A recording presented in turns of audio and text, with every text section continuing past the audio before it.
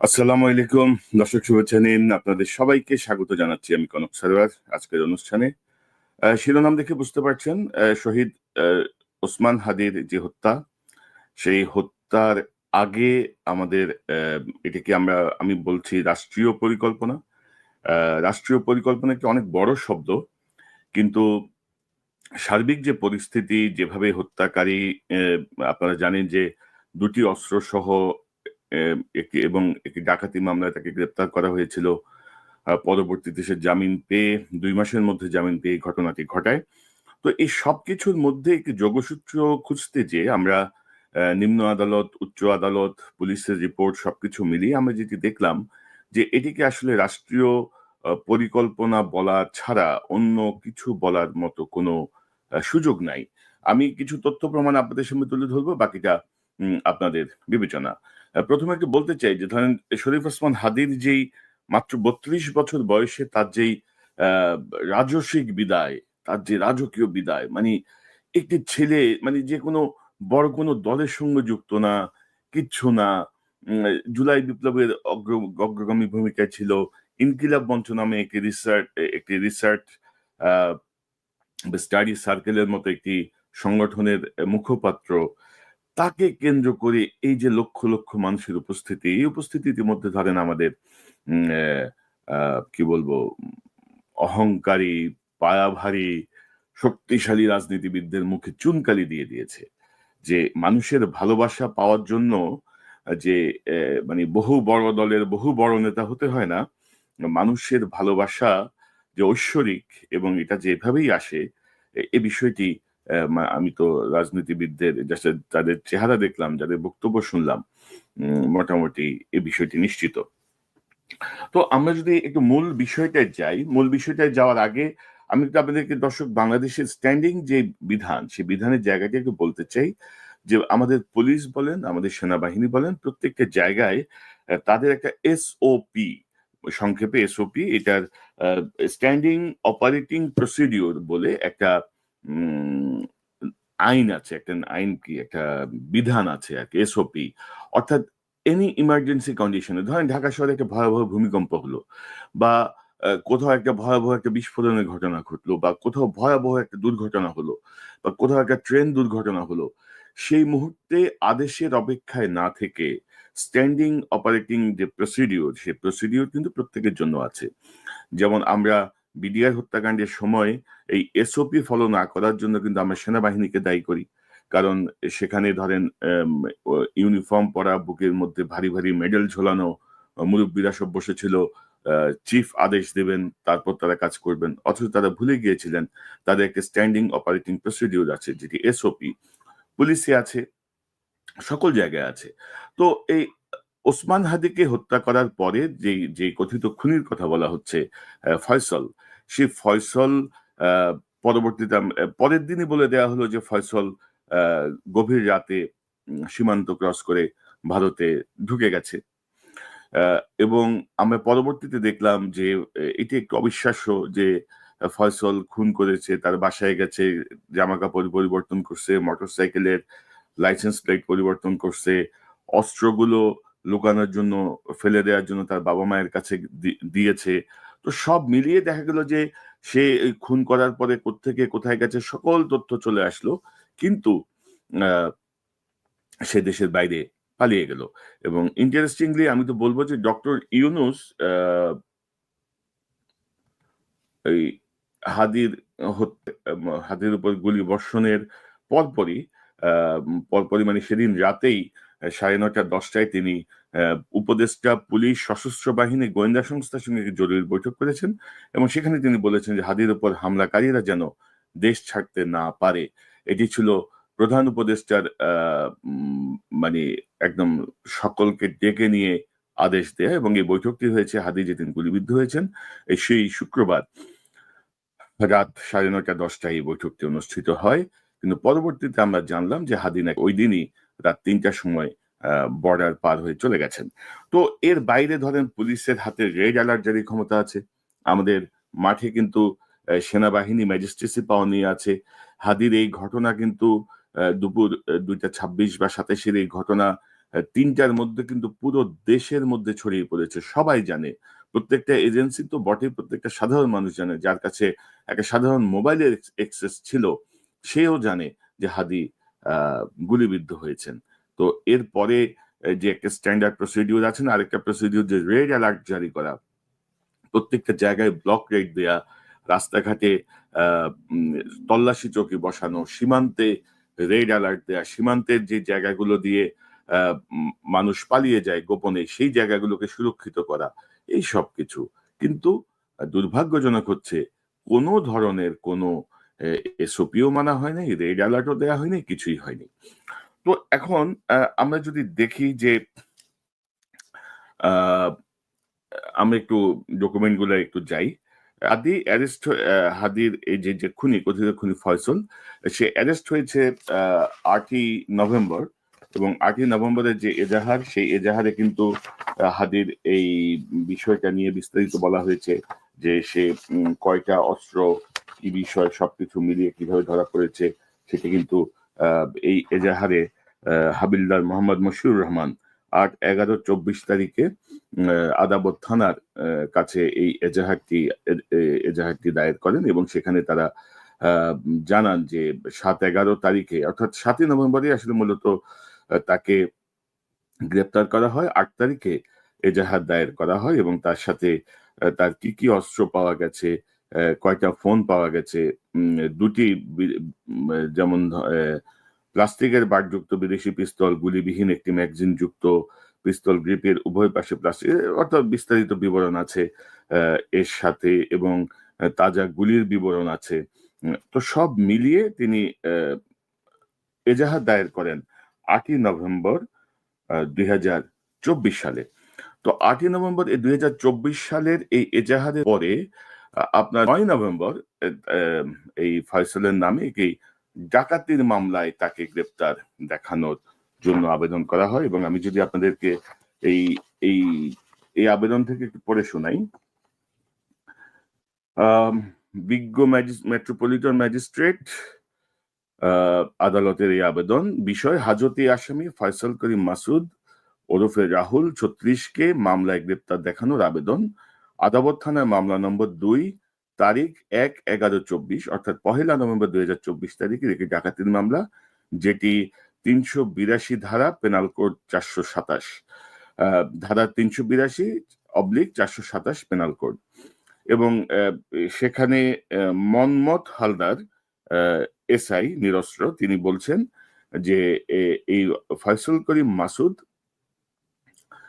8/11/24 তারিখে 1878 সালের অস্ত্র আইনের 19/19 অ ধারায় গ্রেপ্তার করে তাকে আদালতে সোপর্দ করা হয়, এবং আদালত তাকে একদিনের রিমান্ড দেয়।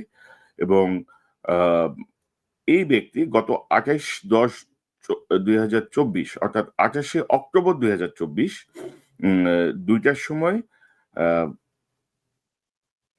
ডাকাতি করার জন্য মামলার বাদী, মানে এই মামলা, এটা নিয়ে একটি মামলা হয়েছিল, ডাকাতি মামলা, সেই মামলার বাদীকে প্রাণনাশের হুমকি দিয়ে 17 লক্ষ টাকা ছিনিয়ে নেওয়ার সময় সে বাধাপ্রাপ্ত হয়, এবং 2টি মোবাইল ফোন ভাঙচুর করে 60,000 টাকার ক্ষতি সাধন করে। আসামির বিরুদ্ধে বর্ণিত মামলায় এজাহারে আনিত অভিযোগের সত্যতা, সপক্ষীয় সাক্ষ্য প্রমাণ রহিয়াছে। এমত অবস্থায় হাজতে উক্ত আসামিকে সূত্র মামলায় গ্রেপ্তার দেখানো প্রয়োজন, অর্থাৎ তাকে অস্ত্র মামলার পরে এই ডাকাতি মামলা যেটি রুজু করা হয়েছিল 1 নভেম্বর, সেই মামলায় তাকে গ্রেপ্তার দেখানোর আবেদন করা হয়, এবং সেই আবেদন মঞ্জুর করা হয়। তো এরপরে আমি যদি আপনাদেরকে দেখাই, একদিনের রিমান্ড, আপনি দেখেন 2টি অস্ত্র সহ ধরা পড়লো, তাকে দেওয়া হলো একদিনের রিমান্ড, এবং 2 মাস, অর্থাৎ 9 নভেম্বর থেকে 9 ডিসেম্বর, 9 ডিসেম্বর থেকে 9 জানুয়ারি, 20 জানুয়ারি সিএমএম এর তার জন্য বেল পিটিশন করা হয় সিএমএম আদালতে। এবং সিএমএম আদালতের যে বেল পিটিশন, সেখানে আমি যদি আপনাদেরকে পড়ে শোনাই, যেটি হচ্ছে ডাকাতি মামলার জামিন আবেদনে বলা হচ্ছে, হাজতে আসামির পক্ষে জামিনের আবেদন, দরখাস্তকারী আসামির পক্ষে বিনীত নিবেদন এই যে, মামলার আসামি একজন সহজ সরল নির্দোষ ব্যক্তি বটে। উক্ত মামলায় আসামি সম্পূর্ণভাবে পরিস্থিতির শিকার বটে। উক্ত মামলায় আসামি গত 14/11/2024 তারিখ হতে জেল হাজতে মানবেতর জীবনযাপন করতেছে। 14 তারিখ কেন দিল বুঝলাম না, সে তো 8 তারিখ থেকে অ্যারেস্ট। উল্লেখিত মামলায় আসামিকে ঘটনাস্থল হইতে গ্রেপ্তার করা হয়নি। আসামির নিকট হতে কোনো কিছু উদ্ধার করা হয়নি। উদ্ধার করা হয়নি বটে। আসামির অবর্তমানে তার স্ত্রী, শিশুকন্যা, সন্তান ও বৃদ্ধ বাবা মা অনাহারে জীবন অতিবাহিত করিতেছেন বটে। আসামিকে জামিন দিলে পলাতক হবে না, নিয়মিত বিজ্ঞ আদালতে হাজিরা প্রদান করবে বটে। এবং এখানে আপনারা দেখবেন এই অ্যাপ্লিকেশনের বাম দিকে এই জায়গাটায় ম্যাজিস্ট্রেটের একটা নোট। ম্যাজিস্ট্রেট লিখছেন যে আসামি দীর্ঘ 2 মাসের ঊর্ধ্বকাল হাজতবাসে আছেন। আসামির নামে আসামির কাছ থেকে কোনো চোরাই মাল উদ্ধার নেই, পূর্বের কোনো মামলা নেই। আপনি দেখেন তার নামে কিন্তু অলরেডি ডাকাতিটা হচ্ছে, তাকে শোন অ্যারেস্ট দেখানো হয়েছে। ডাকাতির মামলায় তাকে অ্যারেস্ট দেখানো হয়েছে এই মামলাটা বাদীর হিসেবে। কিন্তু ম্যাজিস্ট্রেট লিখছেন যে তার নামে পূর্বের কোনো মামলা নেই। এটা হচ্ছে এই পাশের F1 এর নিচের অংশটুকু হচ্ছে ম্যাজিস্ট্রেটের নোট। এরপরে আপনারা যান সিএমএম এর যে আদেশ, সিএমএম এর যে হাতে লেখা যে আদেশ, সিএমএম এর নাম হচ্ছে, আমি যদি সিএমএম এর নামটা বলি, সিএমএম এর নাম হচ্ছে পার্থভদ্র। এই পার্থভদ্র সাহেব মেট্রোপলিটন ম্যাজিস্ট্রেট, তিনি লিখছেন তার নোটশিটে 20/1/2025 তারিখে, অর্থাৎ এই জামিন আবেদনের পরে তিনি এই নোটশিটে লিখছেন যে আবেদন মতে নথি উপস্থাপন করা হলো। বিজ্ঞ কৌশলী হাজতি আসামি ফয়সাল করিম মাসুদের পক্ষে জামিন আবেদন করে জানান যে আসামি দীর্ঘ 2 মাসের অধিক ইত্যাদি ইত্যাদি রয়েছে। জামিনকালে পলাতক হবে না, যথেষ্ট জিম্মাদার দিবে। রাষ্ট্রপক্ষ জামিনের ঘোর বিরোধিতা করেন। আসামি জামিনে গেলে পলাতক হবে মর্মে জানায়। দেখিলাম, উভয় পক্ষের বক্তব্য শুনলাম, নথি পর্যালোচনা করিলাম। নথি পর্যালোচনায় দেখা যায় যে আসামি 2 মাসের অধিককাল হাজতবাস। আসামির নিকট হতে কোনো চোরাই মাল উদ্ধার হয় নাই। পিসিপিআরে কোনো মামলা নাই। সার্বিক বিবেচনায় আসামিকে বিজ্ঞ কৌশলী ও একজন স্থানীয় এনআইডি কার্ডধারীর ব্যক্তির জিম্মায়, অর্থাৎ আমি যদি আপনাদেরকে দেখাই, কার্ডধারী ব্যক্তির জিম্মায় পুলিশ রিপোর্ট দাখিল করা পর্যন্ত 500 টাকা বন্ডে জামিন মঞ্জুর করা হলো আমার কথিত মতে লিখিত। এবং পরে একটা জামিনের বন্ড দেওয়া হয়। এবং আপনি যদি দেখেন দর্শক, আপনাদেরকে যদি আমি একটু বলি, এই যে ধরেন সিএমএম এর যে প্রথম আদেশে তিনি বলছেন যে নথি পর্যালোচনা করিলাম। এই যে নথি পর্যালোচনা করলে কিন্তু তার কাছে চলে আসার কথা যে এই ব্যক্তির নামে 2টি অস্ত্র সহ একটি মামলা আছে, কিন্তু তিনি সেখানে লিখছেন যে নথি পর্যালোচনা করিলাম, তাহার নামে অন্য কোনো মামলা নয়। অর্থাৎ পিসি এবং পিআর, পিসি হচ্ছে পুলিশ ক্লিয়ারেন্স এবং পিআর হচ্ছে পুলিশ রেকর্ড, তার নামে অন্য কোনো মামলা নাই। তো এই যে পার্থভদ্র মেট্রোপলিটন ম্যাজিস্ট্রেট যিনি জামিন দিলেন, এই ম্যাজিস্ট্রেটের সব মামলাতে জামিন দেওয়ার এখতিয়ার আছে। এটা হচ্ছে সকল বিচারকের ইনহেরেন্ট পাওয়ার। বিচারক যদি মনে করেন জামিন দিতে পারেন, নাও দিতে পারেন। সচরাচর এই জাতীয় ক্ষেত্রে কোনো জামিন হয় না যদি উপরের দিক থেকে কোনো নির্দেশ না আসে। এবং উপরের দিক থেকে নির্দেশ আসার কারণ তার নামে যে অস্ত্র মামলা হয়েছে, 2টি অস্ত্র সহ যে তাকে গ্রেপ্তার করা হয়েছে, সে যে একদিনের রিমান্ডে ছিল, সকল ধরনের কাগজ কিন্তু ওই মামলার নথির মধ্যে থাকার কথা। এখন মেট্রোপলিটন ম্যাজিস্ট্রেট যদি নথি পর্যালোচনা করিয়া দেখিয়া যদি কিছুই নাহি পাইয়া থাকেন, তাহলে ইহা উপরের কোনো নির্দেশের কারণে তিনি এগুলা আসলে দেখতে পারেন নাই। এই বিষয়টি আশা করি আপনাদের কাছে স্পষ্ট হবে। এবং এরপরে ধরেন হাইকোর্টের আদেশ, হাইকোর্ট তাকে 6 মাসের অন্তর্বর্তীকালীন জামিন দিয়েছে। ইতিমধ্যে বিষয়টি ব্যাপক আলোচিত। এবং এখানে বিএনপিপন্থী একজন আইনজীবী কায়সার কামাল, 2জন আইনজীবী, কায়সার কামাল, তাকে এখানে আসলে অনেকটা অভিযুক্ত করা হচ্ছে যে তিনি কেন এই মামলার আইনজীবী হলেন। এখানে সরকার পক্ষে যারা ডিএজি অর্থাৎ ডেপুটি অ্যাটর্নি জেনারেল অর্থাৎ সরকারের পক্ষে যারা কথা বলেন, সরকারের পক্ষে যারা এগুলো বিরোধিতা করেন, এর মধ্যে ছিলেন Zulfikar Alam Shimul DAG, Alamgir Hossain AAG assistant attorney general, Shamsil Arefin AAG এবং প্রজাল চাকমা এএজি, অর্থাৎ একজন ডিএজি সহ ৩ জন এডিশনাল অ্যাটর্নি জেনারেল এই মামলায় সরকার পক্ষে বিরোধিতা করেন এবং আসামি পক্ষে ছিলেন অ্যাডভোকেট কায়সার কামাল এবং মাহফুজুর রহমান। তো এগুলো নিয়ে আসলে ধরেন নানা ধরনের গুটি চালাচালি হচ্ছে। এখন ধরেন ইন্টারন্যাশনাল যে প্রসিডিওর, সেই প্রসিডিওরে একজন আইনজীবী, একজন চিকিৎসক, একজন সাংবাদিক, অর্থাৎ আমি এর সঙ্গে কথা বলবো না, আমি এই রোগী দেখবো না, আমি এই আসামির মামলা নিব না, এগুলো আসলে অ্যাভয়েড করা যায় না। এগুলো হচ্ছে যে ধরনের যে শপথ থাকে সেই শপথের অন্তর্ভুক্ত, কিন্তু বৃহত্তর আসপেক্টে আমরা সেটিকে হয়তো গ্রহণ করতে চাই না। কারণ লয়ার যদি জানে যে এবং আরেকটি উল্লেখযোগ্য বিষয় আপনি যদি দেখেন যে কোথাও সে যে ছাত্রলীগের একটা কেন্দ্রীয় পদধারী নেতা, এই কথা কিন্তু কোথাও উল্লেখ নাই, না অস্ত্র মামলার এজাহারে, না ডাকাতি মামলার এজাহারে, না জামিনের আবেদনে, কোথাও কিন্তু উল্লেখ নাই। এটি অত্যন্ত কৌশলে পুলিশের পক্ষ থেকে এই বিষয়টি কিন্তু গোপন রেখে আবেদন করা হয়েছে। কারণ যদি এই কথা লেখা হয়, আমার মনে হয় যে ম্যাজিস্ট্রেটের কে যত উপরের থেকে বলা হোক, ম্যাজিস্ট্রেট জামিন দেওয়ার আগে একটু চিন্তা অবশ্যই করবেন। তো ম্যাজিস্ট্রেট এখানে এই যে ৮ তারিখের যে অস্ত্র মামলা, সেই অস্ত্র মামলায় তাকে জামিন দিয়ে দেন, ৬ মাসের অন্তর্বর্তীকালীন জামিন দিয়ে দেন। তো এখন এবং একটা রুল জারি করেন, সরকারের কয়েকজনের উপর একটা রুল জারি করে তারা এই আদেশটি দেন। কিন্তু বিস্ময়কর যে ব্যাপার, সে বিস্ময়কর ব্যাপারটা হচ্ছে যে সাধারণত ২টি অস্ত্রসহ যারা গ্রেপ্তার হয় তারা সাধারণত ১-১.৫ বছরের আগে কোনো মামলায় ফাইল করে না, জামিনের আবেদন সব জায়গায় প্রত্যাখ্যাত হয়। এবং তারা আপনি যদি দেখেন যে ৮ই নভেম্বর গ্রেপ্তারের পরে প্রথমে তারা কৌশলে ডাকাতি মামলায় জামিনটা নিয়েছে ২০ তারিখে, ২০শে জানুয়ারি, এবং তার ১ মাস পরে তারা উচ্চ আদালত থেকে অস্ত্র মামলায় জামিন নিয়ে নিয়েছে। তো এরকম রেকর্ড খুবই রেয়ার। আপনারা যারা বাংলাদেশে যারা কোর্ট বিট করেন বা অনুসন্ধানী ক্রাইম বিট করেন, তারা একটু চেক করে দেখতে পারেন যে ২টি অস্ত্রসহ আসামি ২ মাসের মধ্যে জামিন পেয়েছে, এরকম কোনো রেকর্ড আসলে থাকার কথা না।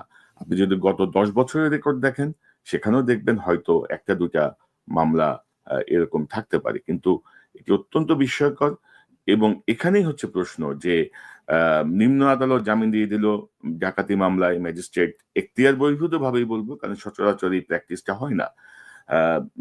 দ্বিতীয়ত হাইকোর্ট তার এই ২টি অস্ত্র সহ বুলেট সহ যে মামলা, সেই মামলা তাকে জামিন দিয়ে দিল। তো এই জায়গাটা হচ্ছে সন্দেহের এবং এখন পর্যন্ত কিন্তু ধরেন আমরা যেটা দেখছি, এবং উচ্চ আদালতে এই যে ধরেন মামলার যে জামিন হলো, এই মামলা কিন্তু একজন তদবির কারক থাকেন, নাম ঠিকানা সহ, যিনি এই মামলার তদবির করেন, মানে এইভাবেই শব্দটা লেখা থাকে আসলে, যে মানে মামলা পরিচালনা করেন আর কি।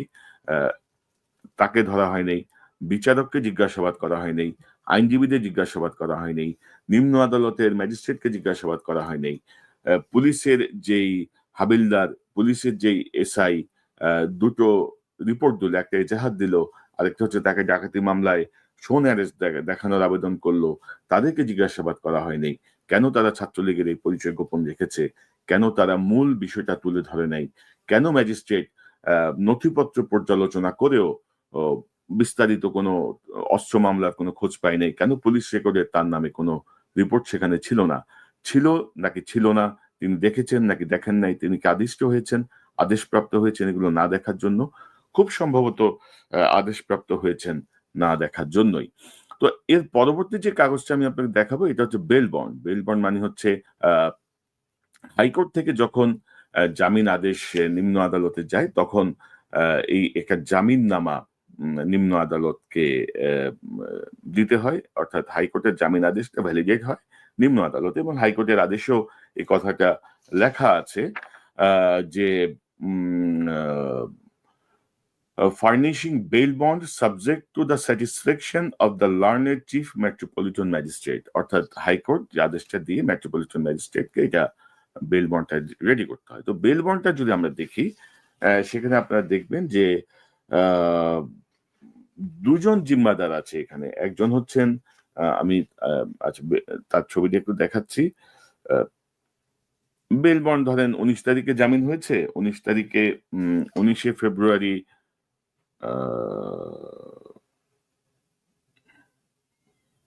এই জামিনটা হচ্ছে তার ডাকাতি মামলার জামিন, আদালত থানার যে মামলা সেই মামলার জামিন, সেই মামলার জামিননামা এবং ডাকাতি মামলার জামিননামা এবং হাইকোর্টের এই আদেশের পরবর্তীতে জামিননামা দিয়ে তাকে অনেকটা গোপনে, অত্যন্ত দ্রুততার সাথে গোপনে বের করে দেওয়া হয়। এবং এই জামিননামায় আমরা যেটা দেখছি যে এই ভদ্রলোক আইনজীবী, এই ভদ্রলোক তার জামিনে আছেন, জামিন জিম্মাদার আহমেদ আলী, এবং আরেকজন জিম্মাদার আছেন তার, এখানে তার নাম হচ্ছে, আমি যদি দেখাই যে মোহাম্মদ পারভেজ সর্দার, পিতা আবু কালাম, সালাম সর্দার রোড, থানা কামরাঙ্গীরচর, ঢাকা। তো এদের কাউকে কি পর্যন্ত জিজ্ঞাসাবাদ করা হয়েছে? আমি তো এরপর এই জাতীয় কোনো তথ্য এখন পর্যন্ত পাইনি। এবং আপনি যদি দেখেন আমাদের আইন উপদেষ্টা, যার দিকে আসলে সন্দেহের দিকটা অনেক বেশি এবং তাকে নিয়ে অনেক কথা বলা হচ্ছে, আসলে আসিফ নজরুল ব্যাপারে আমার ব্যক্তিগত কোনো ক্ষোভ নাই, কিন্তু আইন উপদেষ্টা যখন আইন বহির্ভূত কাজ করেন, আইন উপদেষ্টা যখন দেশের স্বার্থ বাদ দিয়ে অন্য দেশের স্বার্থে তার কিছু কাজের বিষয়টি সামনে চলে আসে, তখন তাকে ক্ষমা করার কোনো সুযোগ নাই, তাকে ছাড় দেওয়ার কোনো সুযোগ নাই। এর মধ্যে আসিফ নজরুল আবার 14ই ডিসেম্বর এক স্ট্যাটাস দিয়েছেন তার ফেসবুকে, আমি যদি আপনাদেরকে পড়ে শোনাই। ওসমান হাদির উপর গুলিবর্ষণের অভিযোগ যার বিরুদ্ধে সেই ফয়সল করিম মাসুদকে র্যাব গ্রেপ্তার করেছিল গত বছর, এরপর জামিন হয়েছে হাইকোর্ট থেকে। হাইকোর্ট বিচারিক কাজে স্বাধীন একটি প্রতিষ্ঠান, হাইকোর্টের উপরে আইন মন্ত্রণালয়ের কোনো নিয়ন্ত্রণ পৃথিবীর কোনো দেশে থাকে না, বাংলাদেশেও নেই। সেখানে মাসুদের জামিন হওয়ার সাথে সাথে আইন মন্ত্রণালয়ের কোনো সম্পর্ক ছিল না। ফয়সল করিম মাসুদ গত বছর জামিন পেয়েছিল অস্ত্র মামলায়। হাইকোর্টে অস্ত্র মামলায় জামিন সহজে হওয়ার কথা নয়, এটি তখনই হতে পারে যখন প্রভাবশালী আইনজীবীরা এসব মামলায় জামিন দেওয়ার পক্ষে অবস্থান নেন। এই আইনজীবীরা অধিকাংশই বড় বড় রাজনৈতিক দলগুলোর নেতা। অভিযোগ রয়েছে তাদের প্রভাবে এসব জামিন হওয়া সহজতর হয়। হাইকোর্ট ঐতিহাসিকভাবে জামিনের বিষয়ে উদার থাকেন, তবে কখনো কখনো এই উদারতায় বিচারিক বিবেচনা কতটা হয়েছিল তা আমি কয়েক মাস আগে প্রশ্ন তুলেছিলাম। এই জন্য এক শ্রেণীর আইনজীবীদের পক্ষ থেকে আমার পদত্যাগ পর্যন্ত দাবি করা হয়েছিল। আশ্চর্য বিষয় হচ্ছে কেউ কেউ এসব মামলায় জামিনের জন্য উল্টো আমাকে বা আইন মন্ত্রণালয়কে দায়ী করে প্রকৃত সত্যকে আড়াল করে রাখে। এসব প্রশ্নবিদ্ধ জামিনের সাথে আসলেই যারা জড়িত তাদের জবাবদিহিতার বাইরে থেকে যান, নির্বিঘ্নে তাদের কাজ চালিয়ে যান। হাদির উপর আক্রমণকারীর জামিন হওয়ার পেছনে তাই এসব অবিবেচকদেরও দায় রয়েছে। অর্থাৎ আসিফ নজরুলের স্ট্যাটাসে আপনাদের মনে হতে পারে যে আসিফ নজরুল আগের সমালোচকের ভূমিকা আছেন, সাংবাদিকের ভূমিকা আছেন, কলামিস্টের ভূমিকা আছেন।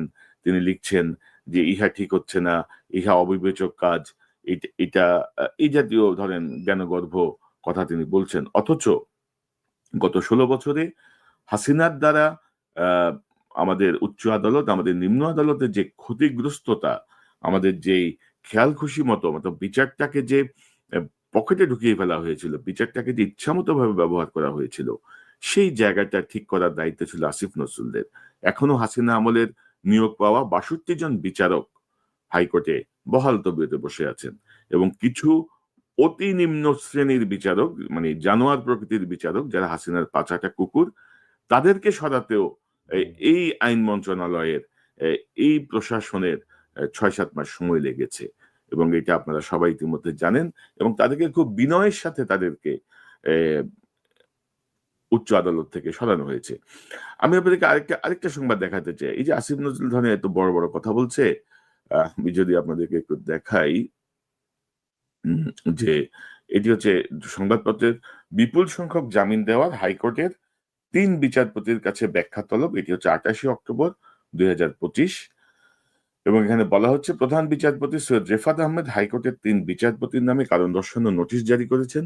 এই ৩ বিচারপতি হলেন বিচারপতি মোস্তফা জামান ইসলাম, বিচারপতি আবু তাহের মোহাম্মদ সাইফুর রহমান, বিচারপতি মোহাম্মদ জাকির হোসেন। নোটিশে তাদের ৩ দিনের মধ্যে স্বল্প সময়ে বিপুল সংখ্যক জামিন আদেশ জারি করার কারণ ব্যাখ্যা করতে বলা হয়েছে।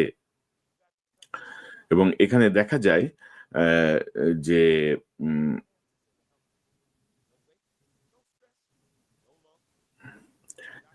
এর আগে ধরেন আইন উপদেষ্টা এখানেও তার মন্তব্য বলছেন।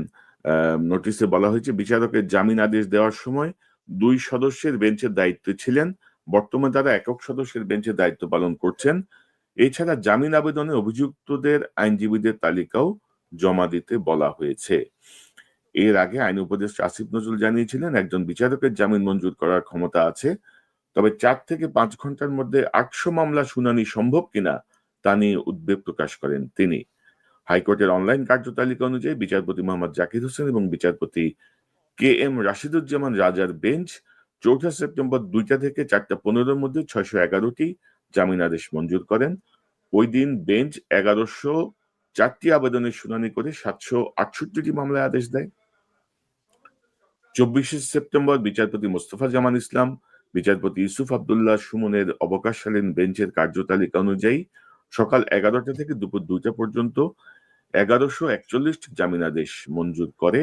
বেঞ্চ ১৬৫০টি আবেদনের শুনানি করেছে এবং ১২২৮টি মামলার রায় দিয়েছে। তো এই যে ২৮শে অক্টোবর ২০২৫-এর এই যে ব্যাখ্যা তলব, এই ব্যাখ্যা তলবে কোনো ব্যবস্থা কি হয়েছে নাকি সেটি আমলাতান্ত্রিক পদ্ধতিতে চলছে? কেউ বলেন যে প্রধান বিচারপতির এই শোকজ করার কোনো এখতিয়ারই নাই। প্রধান বিচারপতি চাইলে বরখাস্ত করতে পারেন, প্রধান বিচারপতি চাইলে তাদেরকে বাধ্যতামূলক আ আ আ অবসরের সুপারিশ করতে পারেন, তাদেরকে অন্য পানিশমেন্ট দিতে বেঞ্চ নিয়ে নিতে পারেন। কিন্তু তাদেরকে কারণ দর্শাও এই যে দেখেন ওটারও তো কিছু হয় নাই। তো আসিফ নজরুলের আসলে ক্ষমতায় যে বসে লেমন জুস খাচ্ছে, ললিপপ চুষে খাচ্ছে, কাজটা কি? এইসব সমালোচনার জন্য? এবং দর্শক আমি যদি আপনাদেরকে বলি যে এই ঘটনার পরপর অর্থাৎ আপনারা যদি দেখেন যে এই ঘটনায় হাদির মৃত্যু সংবাদ আ ঢাকায় আসার পরপরই কিন্তু আ একটি বিক্ষুব্ধ অবস্থার সৃষ্টি হয়। 'প্রথম আলো' এবং 'ডেইলি স্টারের' উপর ভাঙচুর হয়েছে, হামলা হয়েছে। যদিও আমরা কেউই এই জাতীয় হামলাকে সমর্থন করি না। বিশেষ করে গণমাধ্যম বা মিডিয়া হাউসের উপরে এই হামলাকে আমরা সমর্থন করি না। কিন্তু এই গণমাধ্যমও তো ধরেন যেভাবে হাসিনার ফ্যাসিজমকে তারা লালন-পালন করেছে, পোষণ করেছে, যেভাবে বাংলাদেশকে জঙ্গি রাষ্ট্র বানানোর তৎপরতায় ছিল, মানুষের ক্ষোভও ছিল। এবং এই বিষয়গুলো নিয়েও কিন্তু আমরা বিভিন্ন সময় বলেছি। অন্তর্বর্তীকালীন সরকারের অপদার্থ মুরুব্বি গোষ্ঠী কোন ধরনের কোন পদক্ষেপ নেয় নাই। বরঞ্চ এইসব প্রতিষ্ঠানগুলোতে তারা যেয়ে তাদের উপস্থিতি দিয়ে এই প্রতিষ্ঠানগুলো আরো ভ্যালিডেট করেছে যে না তারা খুব ভালো কাজ করছে। এখন ধরেন বিএনপি বা বিএনপির ভারপ্রাপ্ত চেয়ারপারসন তারেক রহমান, বেগম খালেদা জিয়া সকলের যে পরিমাণ চরিত্র হনন করেছে এই দুটো পত্রিকা, এখন আমরা দেখছি যে উল্টো খবর বিএনপির যে দরদ উতলায় উঠতেছে। তো আমরা চাই যে যারা ভাঙচুরের সঙ্গে ছিল তাদেরকে নিশ্চয়ই আইন শৃঙ্খলা বাহিনী খুঁজে বের করবে। তাদের ব্যাপারে নিশ্চয়ই আইনগত পদক্ষেপ নেবে। কারণ ভাঙচুর বা অগ্নিসংযোগ কোনো সমস্যার সমাধান হতে পারে না। পাশাপাশি এটাও বুঝতে হবে মানুষের ক্ষোভকে আপনি এমন পর্যায়ে নিয়ে যাবেন না, যে পর্যায়ে মানুষ বিস্ফোরিত হয়, মানুষ সহিংসতার পথে চলে যায়। কারণ আইন যখন কার্যকর হয় না, আইনের শাসন যখন কার্যকর হয় না, তখন কিন্তু উম ভিন্ন দিকে টার্ন করে।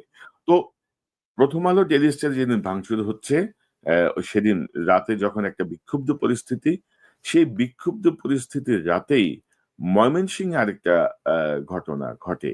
ময়মনসিংহে একজন পোশাক শ্রমিককে পিটিয়ে পুড়িয়ে হত্যা করা হয়। পিটিয়ে বলা হচ্ছে যে আ ভালুকায় ময়মনসিংহের ভালুকায় পোশাক কারখানার শ্রমিক দীপুচন্দ্র দাসকে পিটিয়ে পুড়িয়ে হত্যার ঘটনায় তোলপাড় চলছে এবং বলা হয় যে গত বৃহস্পতিবার রাতে ধর্ম অবমাননার অভিযোগ তুলে ভালুকার হরিরবাড়ি ইউনিয়নের ডুবালিয়া পাড়া এলাকায় পাইওনিয়ার নেটওয়ার্কস বিডি লিমিটেড কারখানার কর্মী দীপুচন্দ্র দাসকে কারখানা থেকে ধরে নিয়ে পিটিয়ে হত্যা করা হয়। পরে ঢাকা ময়মনসিংহ মহাসড়কের বিভাজকের একটি গাছে বিবস্ত্র করে ঝুলিয়ে মরদেহে আগুন ধরিয়ে দেওয়া হয়। অত্যন্ত মর্মান্তিক, অত্যন্ত ন্যক্কারজনক একটি ঘটনা। কিন্তু আপনারা যদি দেখেন যে ম্যাজিস্ট্রেসি পাওনি সেনাবাহিনী মাঠে, পুলিশ আছে, র‍্যাব আছে, সেখানে একজন লোককে ধরে নিয়ে পেটানো হচ্ছে, মারা হচ্ছে, গাছে ঝোলানো হচ্ছে, অগ্নিসংযোগ করা হচ্ছে। এতটুকু সময় পর্যন্ত আইন শৃঙ্খলা বাহিনীর কি তৎপরতা আমরা দেখেছি বা আপনারা দেখেছেন? কোথাও কোনো তৎপরতা ছিল? তো আপনারা কি মনে করেন না যে এইটিকে অন্যদিকে ডাইভার্ট করার জন্য একটা পরিকল্পনার অংশ হিসেবে এই ঘটনাটুকু ঘটানো হয়েছে? কারণ আ সাধারণত আমি মনে করি যে আম আম আ রাসূল সাল্লাল্লাহু আলাইহি ওয়াসাল্লাম অথবা আল্লাহকে নিয়ে নাস্তিক বলেন বা অন্য ধর্মের কেউ যদি কোনো খারাপ কথা বলে, সেটির বিচার করার কোনো অধিকার কোনো মুসলমানকে দেয়নি। কোরআন, হাদিস কোথাও দেয়া হয়নি। বরঞ্চ আমাদের যেই উম হা হা যে মাযহাবগুলো আছে, হানাফি মাযহাব, শাফিঈ মাযহাব, হাম্বলী মাযহাব, এই মাযহাবগুলো বা যারা কোরআন হাদিসের যারা আ পণ্ডিত, তাদের বক্তব্য হচ্ছে এই ব্যাপারে রাষ্ট্রীয় আইনে রাষ্ট্র তার বিচার করবে, রাষ্ট্র তার বিরুদ্ধে ব্যবস্থা নেবে এবং আমাদের দেশে ব্লাসফেমি আইন না থাকলেও আমাদের যে সিআরপিসি আছে, সেই সিআরপিসি তেই কিন্তু এই জাতীয় অপরাধের বা এই জাতীয় অবমাননার বিচারের ব্যবস্থা আছে। তো সেখানে উস্কানো হয়েছে একটি গ্রুপ, সেখানে উস্কিয়েছে এবং বাংলাদেশ যে একটা ধর্মীয় উগ্রবাদের দিকে যাচ্ছে, এই বিষয়টিকে প্রমাণ করার জন্য একটি মহল বিশেষভাবে সচেষ্ট। আবার দেখেন এই দীপু দাসের এই হামলার ঘটনা নিয়ে আ আ ভারতে আমাদের যে কনসুলেট, সেই কনসুলেটে কিন্তু আ হামলা হয়েছে এবং আমাদের যিনি রাষ্ট্রদূত আছেন, সেই রাষ্ট্রদূতকে আ হত্যার হুমকি দেওয়া হয়েছে। আমাদের পররাষ্ট্র উপদেষ্টা ইন্টারিম তিনি আ বলছেন যে বিক্ষোভকারীরা ভেতরে এলো কিভাবে? দিল্লিকে প্রশ্ন ঢাকার এবং আ দিল্লিতে বাংলাদেশ হাই কমিশনে হামলার চেষ্টা নিয়ে ভারতের প্রেস নোট পুরোপুরি প্রত্যাখ্যান করেছে ঢাকা। রোববার পররাষ্ট্র উপদেষ্টা মোহাম্মদ তৌহিদ হোসেন এ কথা বলেন। পররাষ্ট্র উপদেষ্টা বলেন, "দিল্লিতে কূটনৈতিক এলাকার এত ভেতরে বিক্ষোভকারীরা কিভাবে এলো সেটাই আমার প্রশ্ন। আ প্রয়োজনে ভারতের মিশন ছোট করার কথাও তিনি জানান।" এর আগে দিল্লিতে বাংলাদেশ হাই কমিশনের প্রেস মিনিস্টার মোহাম্মদ ফয়সাল মাহমুদকে উদ্ধৃত করে বিভিন্ন সংবাদ মাধ্যমের খবরে বলা হয়, শনিবার রাত 8:30 থেকে 9:45 নাগাদ ৩ টি গাড়িতে করে কিছু লোক এসে বাংলাদেশ ভবনের গেটে দাঁড়িয়ে কিছুক্ষণ চিৎকার করে। তিনি সাংবাদিকদের বলেন, "বাংলা ও হিন্দি মিলিয়ে কিছু কথাবার্তা বলেছে। হিন্দুদের নিরাপত্তা দিতে হবে। হাই কমিশনারকে ধরো।" পরে তারা মেইন গেটের সামনে এসে কিছুক্ষণ চিৎকার করে। ওরা চিৎকার করে চলে গেছে। এতটুকুই আমি জানি।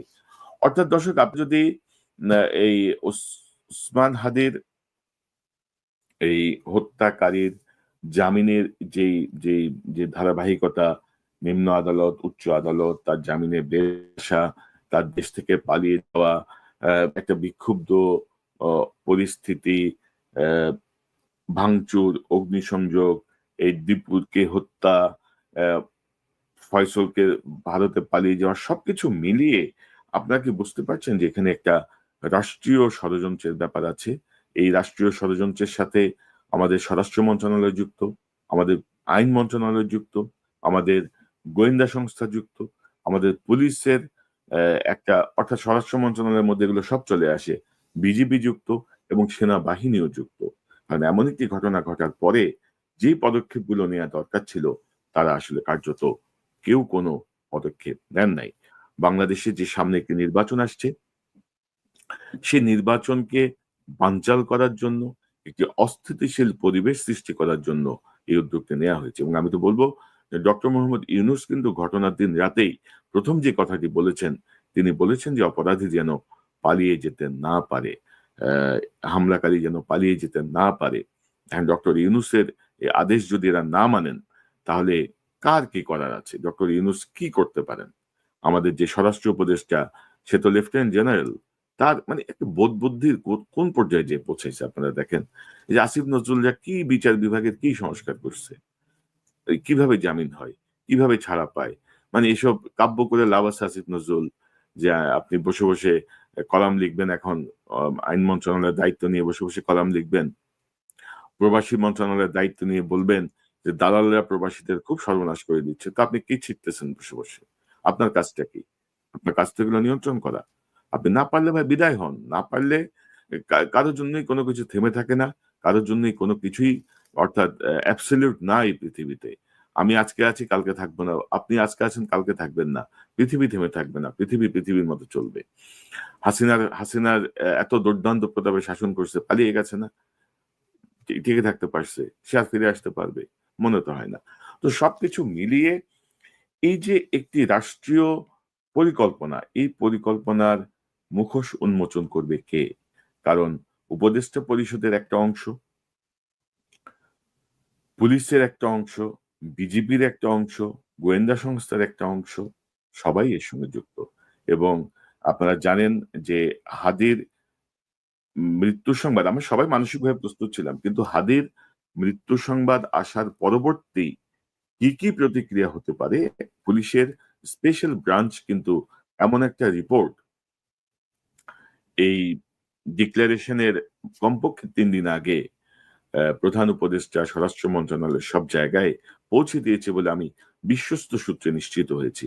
এবং তারা বলেছে যে এই জায়গাগুলোয় আমাদেরকে স্পেশাল প্রোটেকশন এর ব্যবস্থা করতে হবে। কিন্তু তারপরে কেন করা হয় নাই? সরকারের মধ্যে একটা অংশ চাচ্ছে যে একটা বিশৃঙ্খল পরিবেশ তৈরি হোক, একটা অরাজক পরিস্থিতি তৈরি হোক, যেন নির্বাচন পিছিয়ে যায়, যেন একটা বেহাল অবস্থা লাগে, ভারতের সাথে একটা ভেজাল লাগানো, আম আম এমন একটা টানাপোড়েন সৃষ্টি করা যেন দেশ অন্যদিকে টার্ন করে। এই জাতীয় অর্থাৎ দেখেন দর্শক ১০,০০০ মাইল দূর থেকে অনেক তথ্য আ খুব বেশি গভীরে যাওয়ার সুযোগ আমাদের কম। আমাদের অনেকের সঙ্গে যোগাযোগের ক্ষেত্রেও সীমাবদ্ধতা আছে। কিন্তু তারপরও ধরেন যে ধারাবাহিকতা আমি আপনাদের সামনে তুলে ধরলাম, আশা করি আ আপনাদের কাছে বিষয়টি স্পষ্ট হবে যে ইহা একটি রাষ্ট্রীয় পরিকল্পনা। উসমান হাদি হত্যাকে একটি রাষ্ট্রীয় পরিকল্পনা। কারণ ওই খুনিকে বের করে আনাই হয়েছিল এমন একটি ঘটনা ঘটানোর জন্য এবং তাকে সেই নিরাপত্তা এবং নিশ্চিত করা হয়েছিল যে তাকে পূর্ণ সহযোগিতার মাধ্যমে নিরাপদে দেশ থেকে বের করে দেয়া হবে। এই যে তার বাবা-মাকে ধরছে, তার ওয়াইফকে ধরছে, তার বান্ধবীকে ধরছে। আপনি আইনের বেড়াজালে কতক্ষণ তাদেরকে আটকে রাখতে পারবেন? ৩ মাস, ৬ মাস, ১ বছর? কারণ তারা তো খুন করে নাই। তাদেরকে আপনি নানাভাবে বলতে পারেন তারা খুনের সহযোগী, তারা পালিয়ে যেতে সহায়তা করছে। পালিয়ে যেতে বাপ-মা কি সহায়তা করবে? পালিয়ে যেতে সহায়তা করছে পুলিশ, গোয়েন্দা সংস্থা, সেনাবাহিনীর একটা অংশ, বিজিবির একটা অংশ। বিজিবির একটা ব্রিফিং শুনলাম যে ওই সীমান্তে যারা নাকি লোক পারাপার করে তাদের একজনকে তারা শনাক্ত করে তার বাসায় অভিযান চালায়। অভিযান চালায় বিজিবির ওই অফিসার তার বক্তব্যে বলছেন, "আমরা দরজা নক করছি।" দরজা নক করছে কিভাবে জানেন তো? "ওগো শুনছো? দরজাটা খোলো।"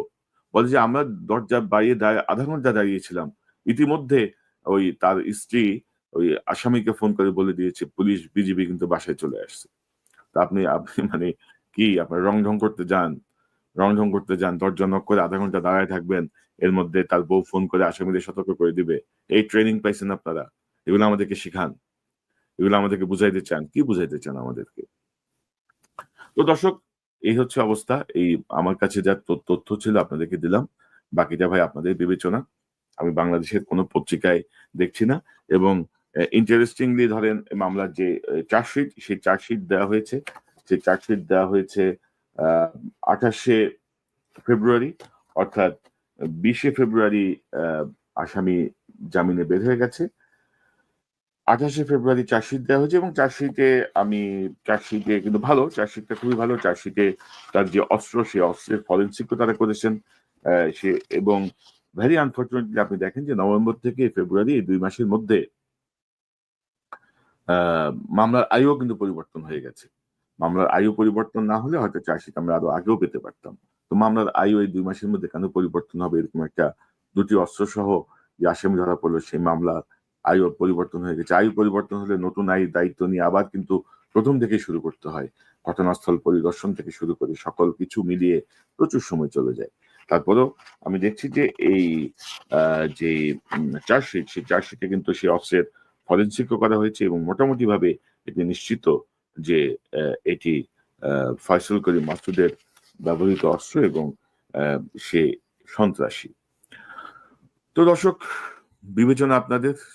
আমার আর কিছু বলার নেই। আমার কাছে যে তথ্যগুলো ছিল আপনাদের সামনে তুলে ধরলাম। সুশীলদের অনেক কথা শুনতে পারেন। সুশীল রায় তো এখন সরকারে বসে আছে।